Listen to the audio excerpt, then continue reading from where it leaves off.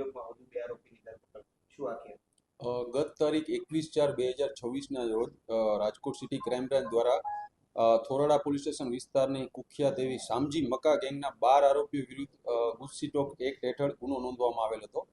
અગાઉ આ ગુનામાં કુલ 9 આરોપીઓની ધરપકડ કરવામાં આવેલ હતી અને નામદાર કોર્ટ દ્વારા તેમને ગુજરાતના અલગ અલગ જેલમાં પણ મોકલવામાં આવેલ હતા. આ ગેંગના 3 આરોપીઓ ત્યારથી ફરાર હતા, જેમાં ગેંગના મુખ્ય સૂત્રધાર અને લીડરે સામજી મકાભાઈ મકવાણાની રાજકોટ શહેર ક્રાઇમ બ્રાન્ચ દ્વારા તારીખ 29/5/2026ના રોજ ધરપકડ પણ કરવામાં આવેલ હતી અને બીજા અન્ય 2 આરોપીઓ આમાં નાસ્તા ફરતા હતા.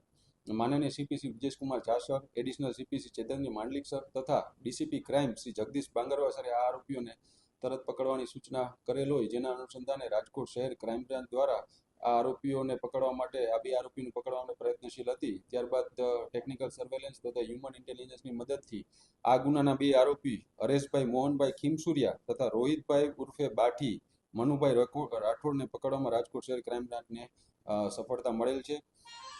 આ 2 આરોપીઓ વિરુદ્ધ રાજકોટના અલગ અલગ પોલીસ સ્ટેશનમાં કુલ 9 ગુનાઓ દાખલ છે.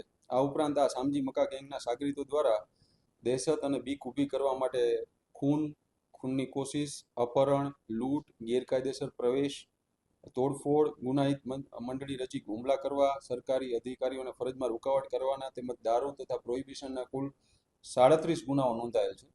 હાલ આ બંને આરોપીઓને ધરપકડ કરી વધુ તપાસ માટે તપાસ કરનાર અધિકારીને સોંપવામાં આવેલ છે.